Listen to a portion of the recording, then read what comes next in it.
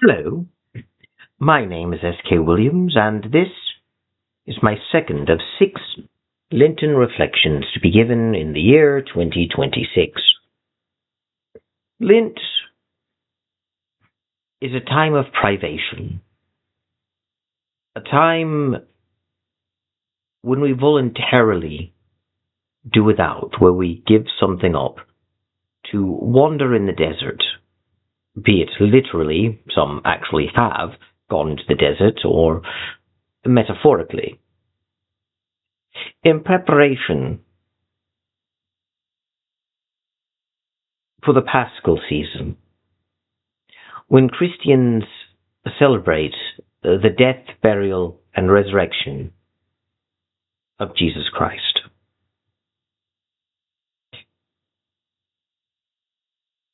This year, unlike most, although considering this is a new channel, this is the first time I've done a Lenten reflection series on this channel, but I have done others on previous channels. And normally when I do Lenten reflections, I focus only on spiritual and general matters and lay aside modern contemporary issues. And while I'm not going to turn this particular Lenten reflection into a direct commentary on the state of the modern world, I am going to discuss certain things we see in the modern world that reinforce the principles of Lent, as I like to call them. One of which would be familiar if you have studied Buddhism, which may sound strange in the modern world, but the idea that we have in the modern world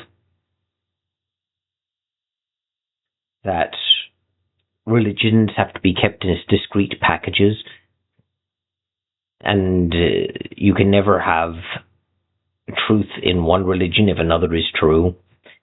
It's one of those bizarre modern ideas where either all religions are equally true, but that can't be so because they contradict each other, leaving us with there is only one true religion and the others are false, or else no religion is true and the atheists are right.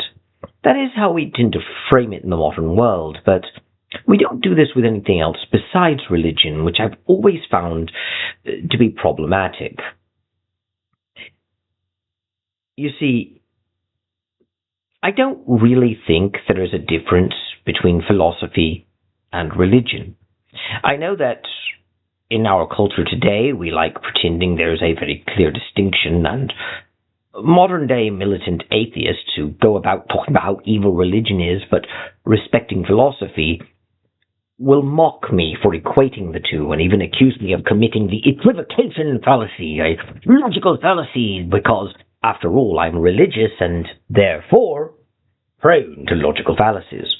But one of the things you'll notice is that they can't really give you a clear reason why philosophy and religion are separate and distinct things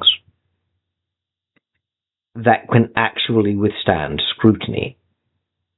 And the last part is important because atheists can give you a clear, precise definition of philosophy and a clear, precise definition of religion and give you a very understandable explanation for why they are two totally separate things.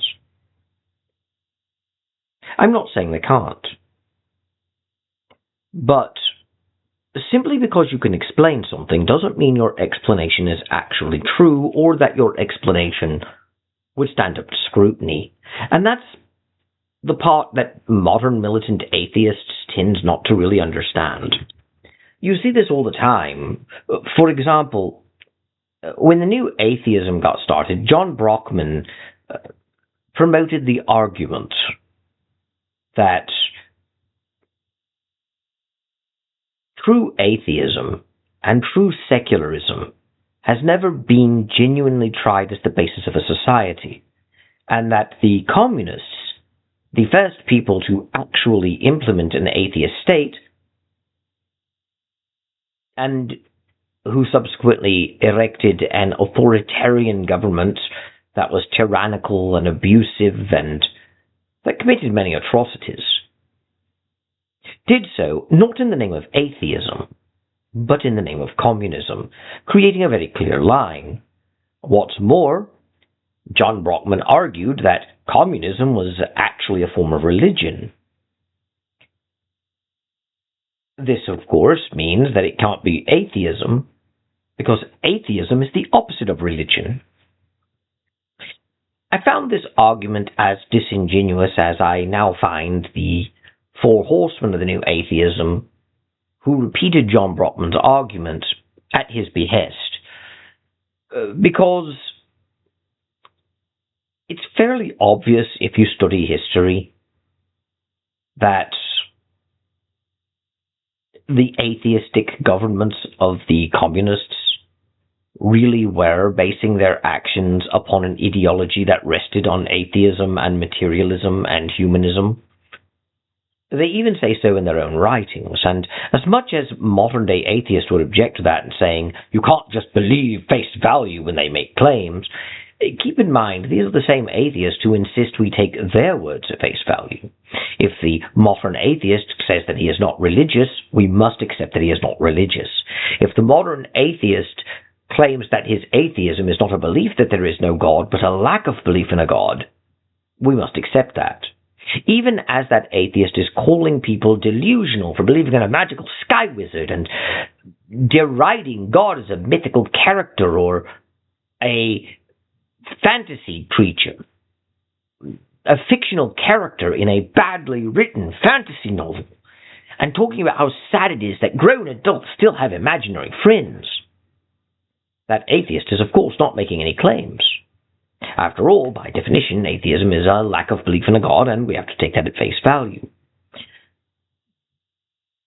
But the same atheist does not have to take what Christians say at face value, or what communists said at face value. It's fairly obvious to anyone who is not part of the New Atheism cult or the cults that started after its disintegration that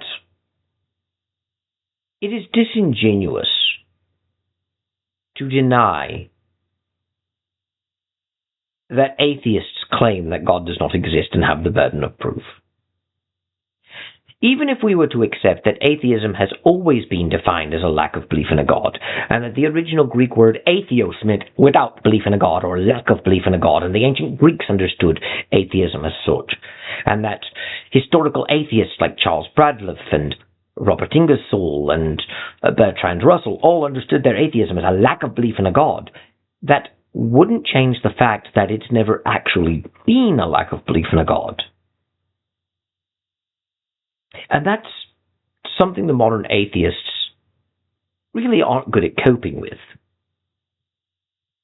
If you're going to go about saying other people are mentally ill for believing something, if you're going to call them delusional, then you are making the claim that what they believe is not true. If God is a delusion, then God does not really exist, and people persist in believing in God even though they have been shown evidence that God does not exist. To be delusional means to persist in a false belief even after you have been shown your belief is false. The atheist never shows you that your belief is false, though. They simply call you delusional and insist they don't have to prove that your belief is false. They merely lack belief. This is really just a way for the atheist to get out of the burden of proof. Ironically, they will constantly accuse religious people of projecting their faults upon atheists, using psychobabble that they've heard other atheists use that is rooted in Freudian theory because, well, of course it is. The modern atheist movement was actually a revival of late 19th century freethought literature. The arguments are predominantly 19th or early 20th century arguments. But if you'll notice, they're the ones actually guilty of projection.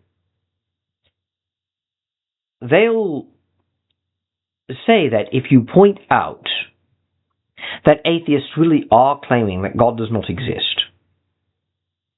If you point out that you can't call people delusional without saying that what they believe in is false, and you have evidence that it is false, if you point out that calling God a fantasy character or a fiction or a myth, or calling God imaginary or referring to him as people's imaginary friend, these are claims.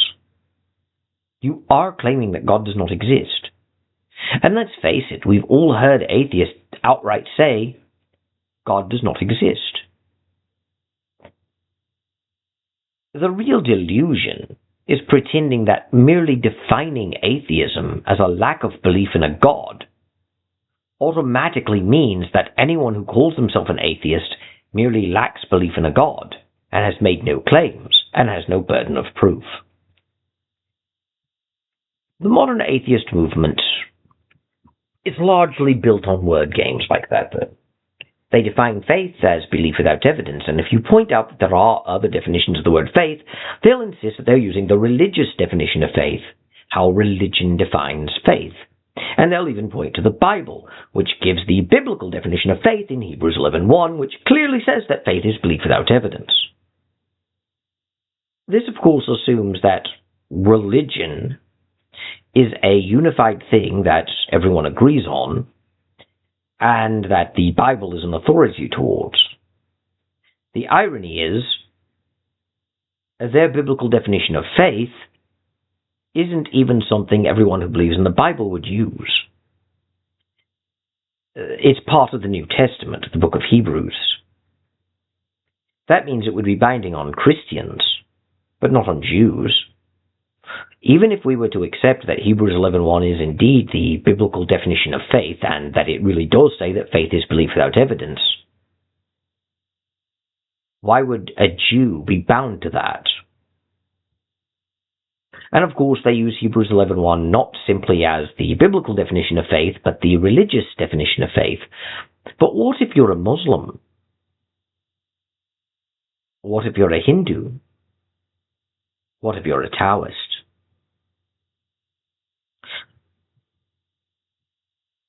Of course, the modern atheist movement is really just a hate movement that's designed to hate Christians and hate Christianity.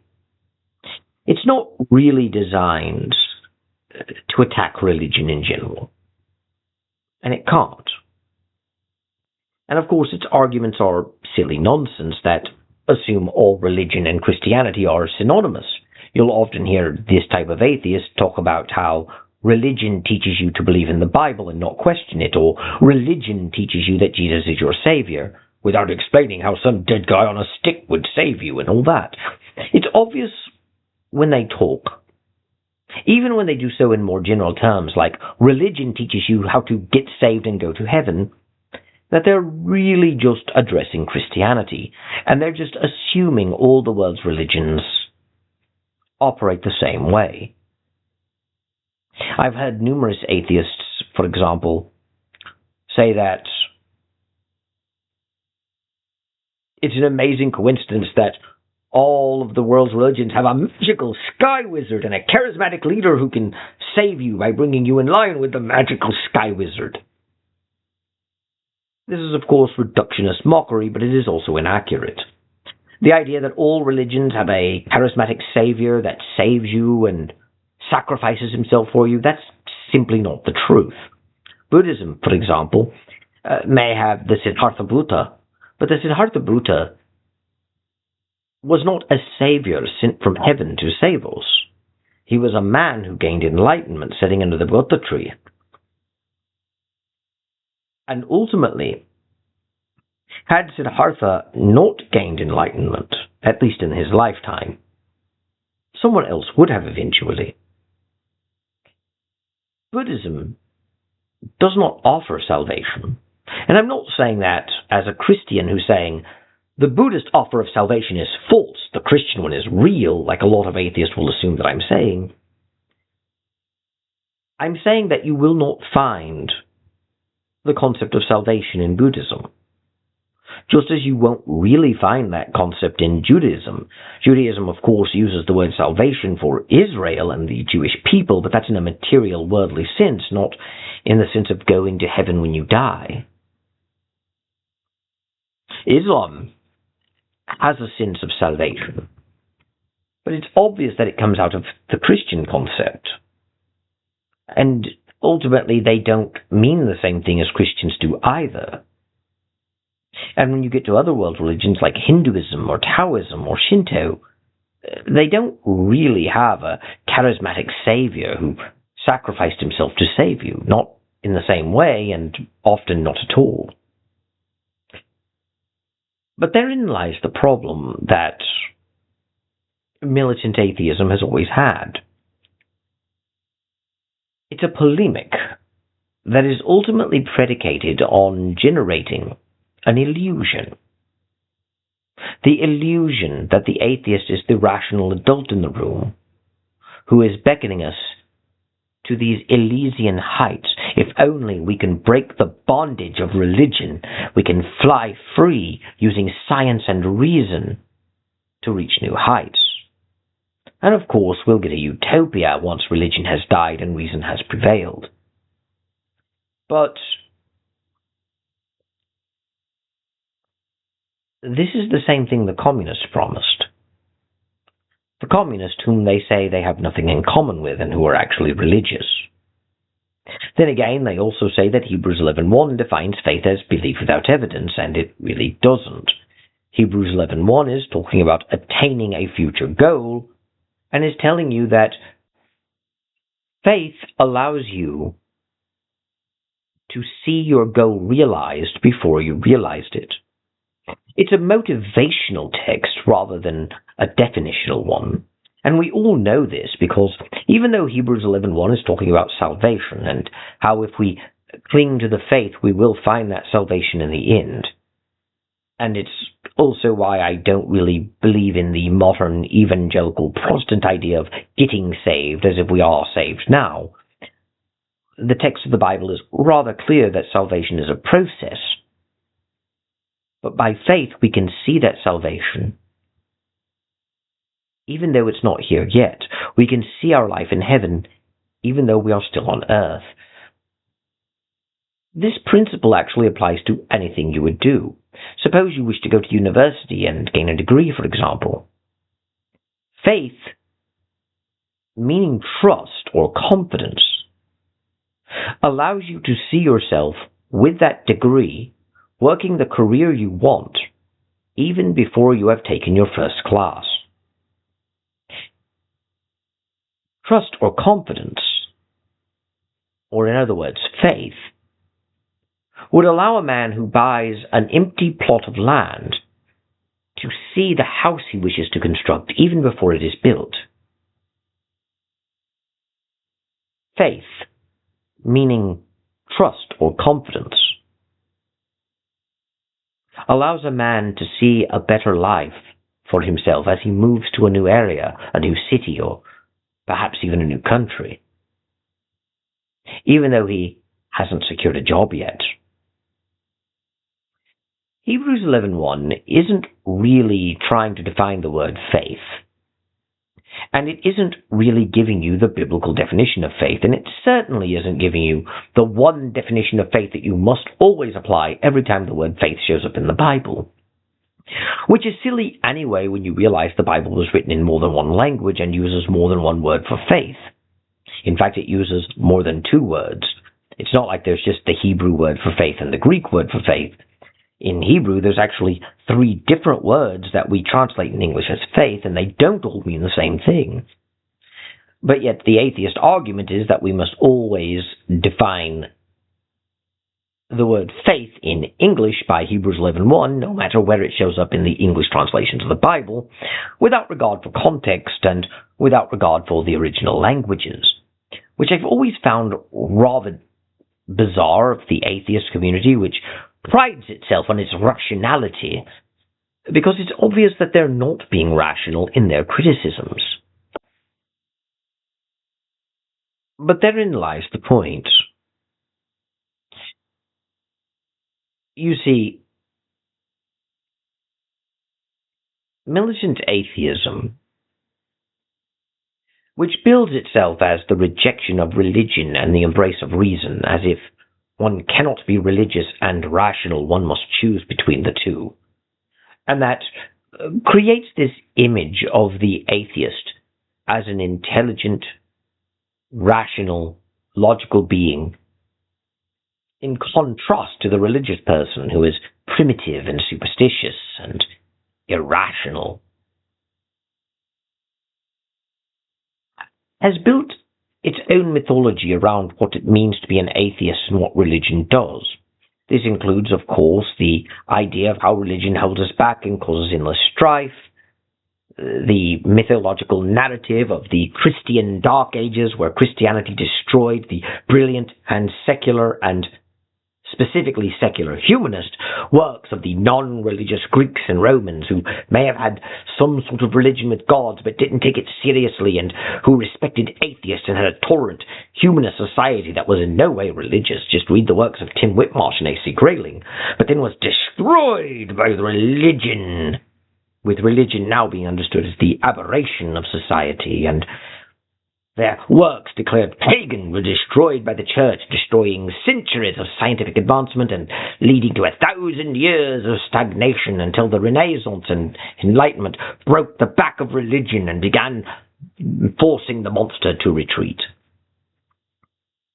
This myth has actually grown over time, but we're all familiar with it.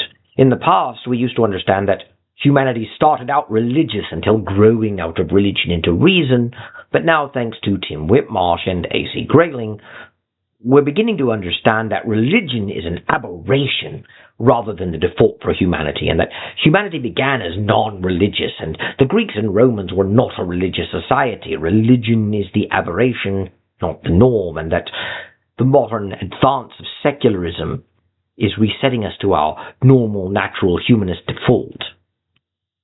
There's no real reason to believe in this narrative, of course, other than it makes atheists feel better. And in reality, secularism itself is a form of religion, because religion isn't just about believing in gods and the supernatural. It is about understanding the world around us and encapsulating our values, our beliefs, our principles. And that brings me back to the point that I made earlier.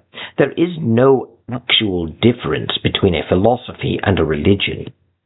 Presenting secular humanism as a philosophy instead of a religion, or because Westerners want to respect Buddhism based on what they think it is rather than what it actually is. People like Sam Harris, for example, will often say that Buddhism is more of a philosophy than a religion. But there is no real difference. If one has a comprehensive philosophy that explains the nature of reality and one's place in it, that deals with first principles and highest causes, then one has a religion. And the modern secularist movement illustrates this point because even though it presents itself as nothing but people who lack belief in a God and lack religion, who have nothing in common but their lack of belief in a God and not being religious, you'll notice that the most ardent secularists will all share the same cultural and ontological beliefs. They will share the same metaphysics, which is bizarre because most of them say that they reject metaphysics, but they don't really. They just don't understand it and don't formulate a comprehensive understanding of metaphysics. This is why you keep hearing the same arguments over and over and over again from this sort of atheist. You don't really hear new things. And they even have an excuse for why you hear the same things over and over and over again. Because other people have noticed this. Other people have noticed that atheists, when they attack a religion, are often just quoting what they heard other atheists say, and it's often verbatim or near verbatim, and it's obvious that they're drawing what they're saying from an atheist community. But when confronted with that fact, Rather than being honest and saying, yes, I've listened to these atheist YouTube channels, yes, I read these atheist websites, yes, I attend atheist conferences, or I support various atheist organizations, they'll instead pretend that none of those things actually exist, or if they do, they're just disparate individuals that have nothing to do with the one you're talking to. He just lacks belief in a God through insufficient evidence and just happens to agree. And the reason is because he looked at the same evidence that other atheists did, followed it where it led, which is one thing religious people don't do, since they just believe without evidence and never question, and arrived at the same conclusion. They will actually tell you that the reason they're saying the same things is simply because the evidence leads to the same conclusions, and will even compare it to mathematics and say, it's like mathematics, like 2 plus 2 equals 4. But even if you were to, for the sake of argument, accept that what they're saying is factual, and what they're saying isn't at all subjective, and that what they're saying is a conclusion they could arrive at just on their own, the problem with this, it's like mathematics, it's like 2 plus 2 equals 4, is the fact that they're not just repeating the same conclusions. They're repeating the same slogans and catchphrases. Even saying it's like mathematics, it's like 2 plus 2 equals 4, it's repetition of a common catchphrase and slogan that you hear online. Whenever one of them invokes the flying spaghetti monster, it's obvious that they didn't create the flying spaghetti monster and they got it from other atheists.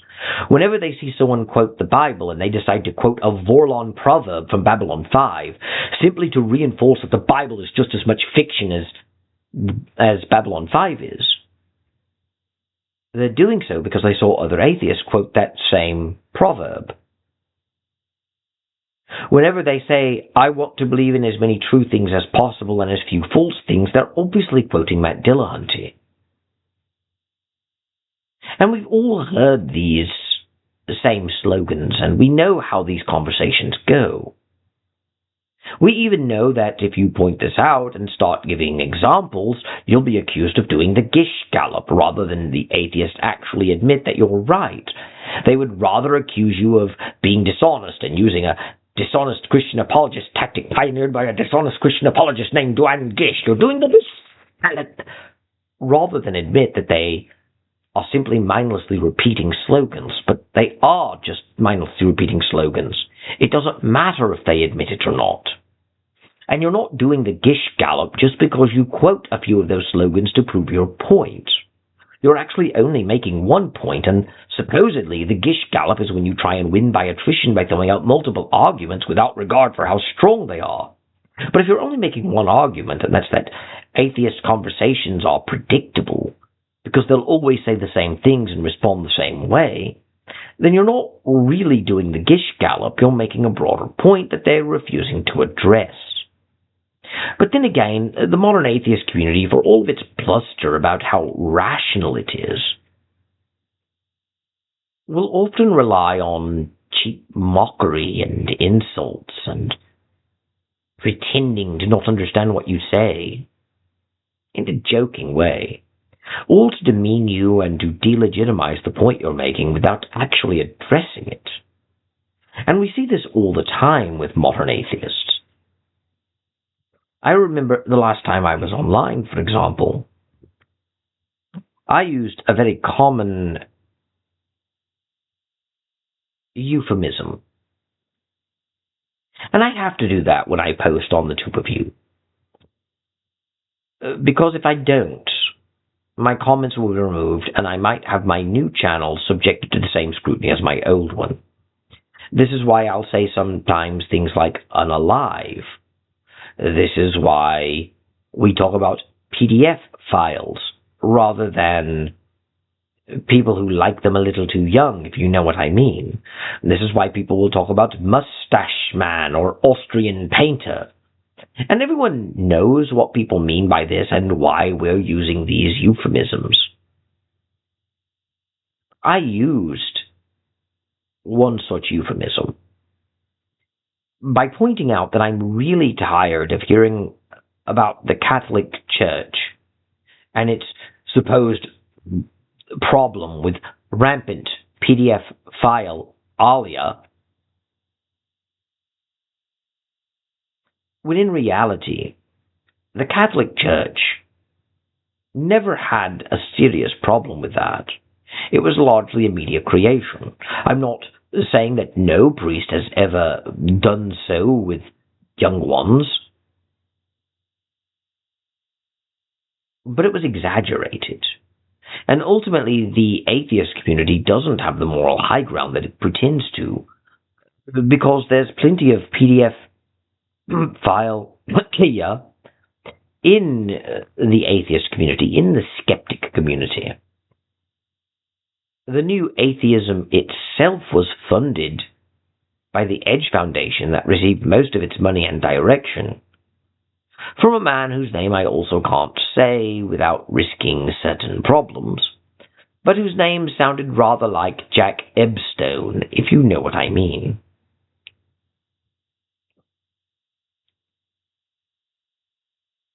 And I even named names, like Samuel Delaney, or like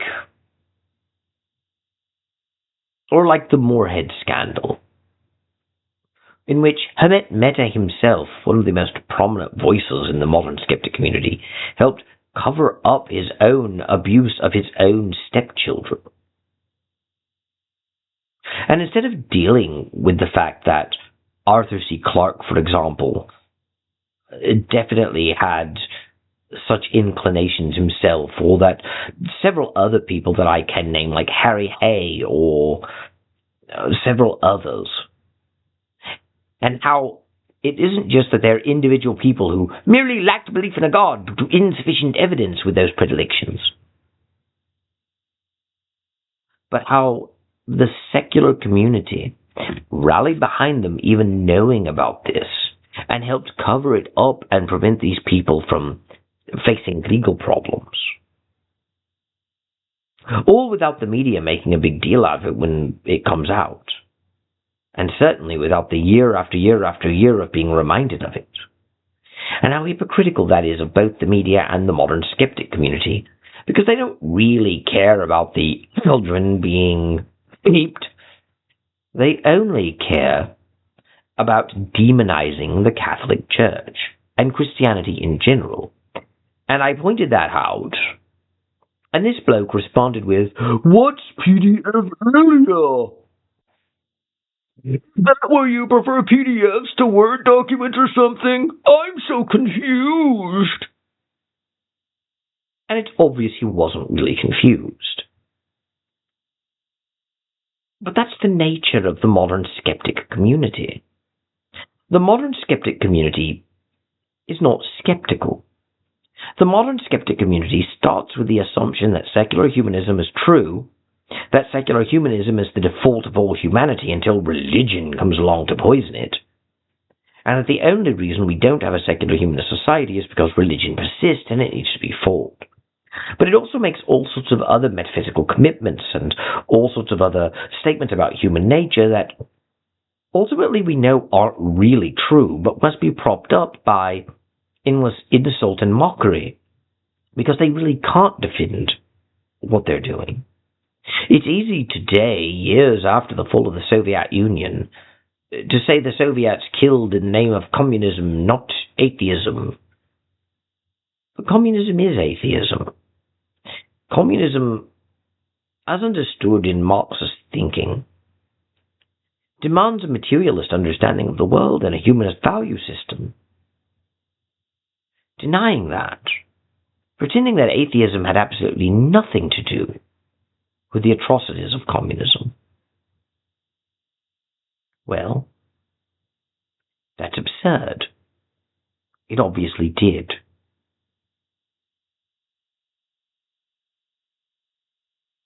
All one has to do is go to the Marxist archives online, or read the words of communists, and you will find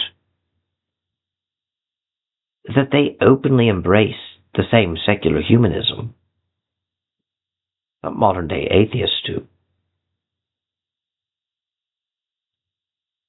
And as much as the modern-day atheist will deny that,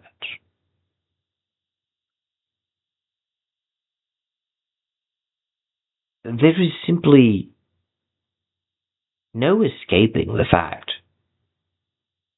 that the same beliefs and principles that animated the communist movement animate the modern secularist movement.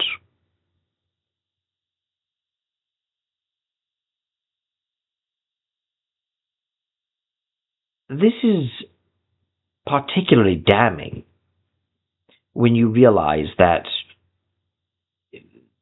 the arguments used by the new atheism, and that are still used in the modern secularist community, all came from communists.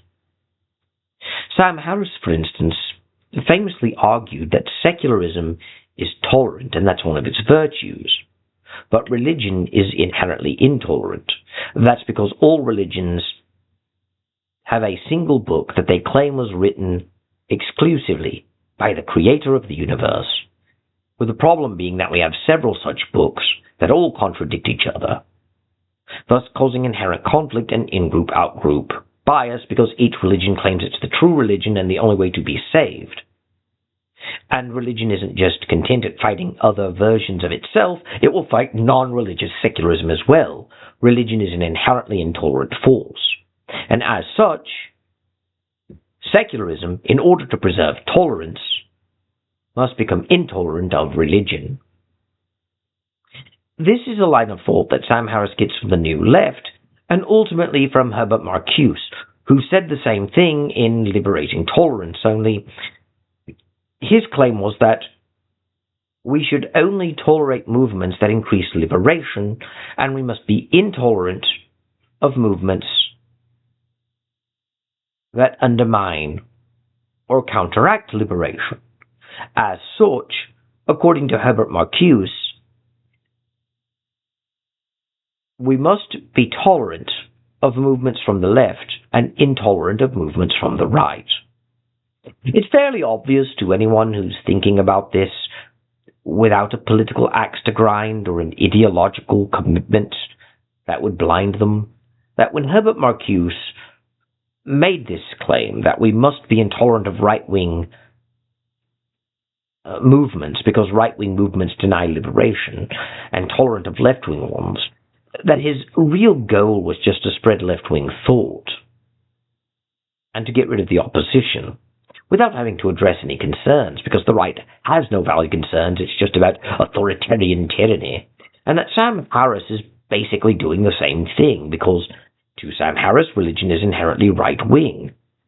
Even when he talks about left-wing religious figures, he talks about them being religious moderates who don't genuinely believe in what their holy book teaches or their religion teaches, and who have largely secularized, but for emotional comfort will persist in the fairy tales. So it's obvious that Sam Harris thinks religion is not only an irrational, delusional belief about gods and the supernatural, but it is inherently right-wing and conservative. And Sam Harris is himself devoutly left-wing. And that's the illusion. Sam Harris may claim that communism was actually a form of religion, and therefore had nothing to do with atheism, because atheism, by definition, is a lack of a religion. And it was religious thinking, not too much rationality, that caused the terror in communism. It had nothing to do with atheism. But it just begs the question, why should we equate being rational with being an atheist? And why is it that we should ignore the fact that the very first country to implement state atheism and to promote humanist values actually said that?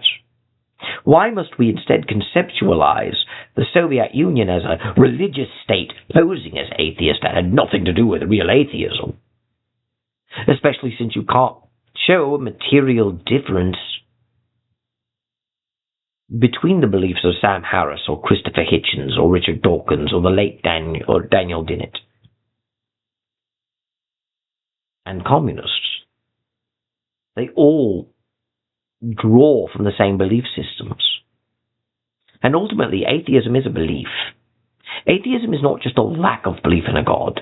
Atheism is a belief that no gods exist. Anthony Flew redefined atheism as a lack of belief in a God in the 1970s, purely to get out of the burden of proof. And modern efforts to prove otherwise simply quote mine historical atheists like Charles Bradlaugh saying that he doesn't even know what the word God means, in order to, once again, create the illusion to support the polemical narrative. When Bradlaugh said he didn't even know what the word God meant, he wasn't saying he lacked belief in a God, he was saying the idea of God was incoherent. And I don't agree with Bradlaugh, by the way, but it's dishonest to present him as someone who was arguing that atheism was just a lack of belief in a God, when that clearly isn't what he was saying. Just like Ingersoll and Russell didn't really think that either. But the greatest problem with the modern atheist community is that it promised us a utopia, and yet it's a utopia that we never see happen. Not in the older communist days, and not with him. They managed to get people to abandon what our culture defines as religion in droves. Now in Europe, Christianity is no longer a majority. In the UK, less than half the population identify as Christian. This is a great victory for secularism. The same is true of France and Germany. Isn't it wonderful? And the United States even though it stays woefully religious, the numbers are declining, especially amongst the youth. It's wonderful. Secularism will lead us to a utopia of science and reason and advancement. Religion is dying. Reason is prevailing. But when you look at Gen Z, or Gen Z, you don't see a rational group of people who are dedicated to long commitments to logic and reason. They don't engage in long-form thinking at all, and they have no ability to abstract. They can't even read books anymore, and as a result, universities have largely become nothing but accreditation mills where people are given papers for mere participation that in theory qualify them for work that they are in reality not qualified for at all. And the very thing that they said would kill religion by making information available and teaching us critical thinking and logic, the internet, has actually turned into a curse.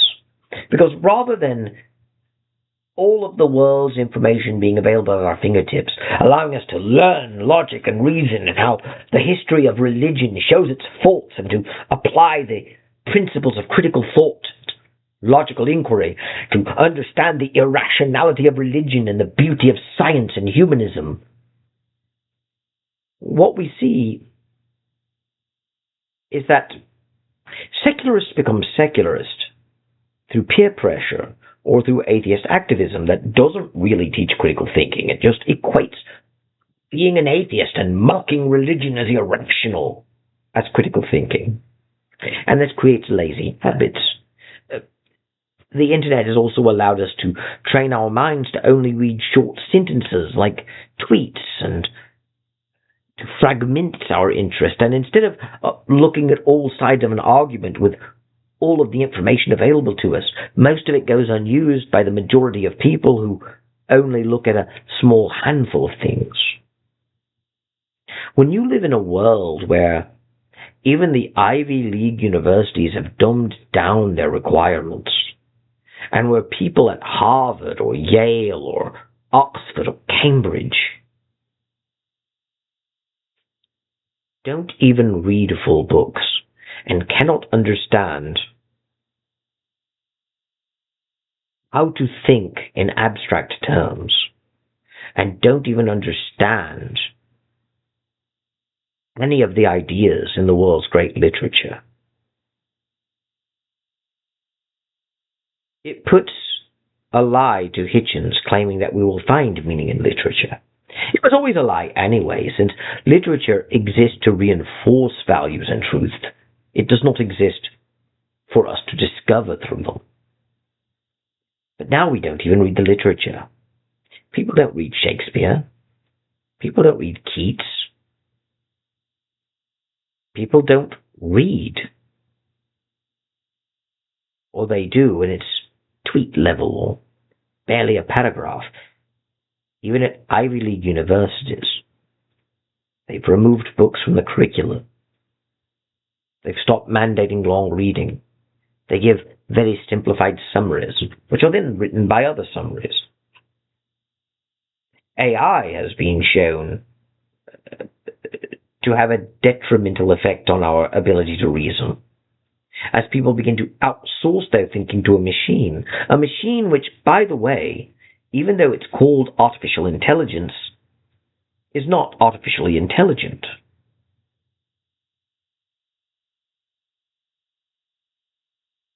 The very things that were promising us a brighter future are now being used to give us a darker one. The very things that were promoted as the tools that will unlock the secrets of the universe, finally destroying religion and giving us reason, have brought us to a dead end. And yet, there is light in the world still. There are people who are still thinking and growing and learning. There are still people who are advancing a greater cause, trying to preserve a civilization. But they're not the atheists who embrace progressivism. They're the very Christians who are being mocked.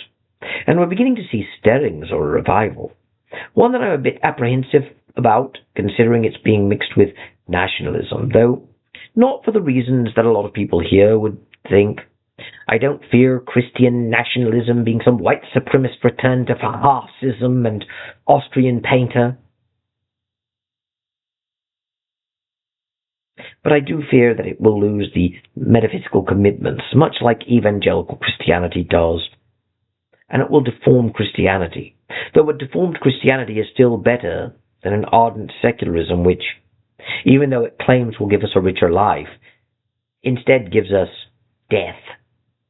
It gives us abortion. It gives us assisted death with dignity,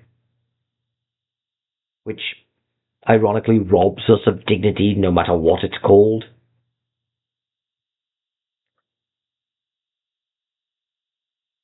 The life-affirming humanism is death-affirming. And we're beginning to see that in the wilderness of this world. I don't have much else to say here, so I shall take my leave. I shall revisit this topic in my next video. But for now, thank you, God bless, and goodbye.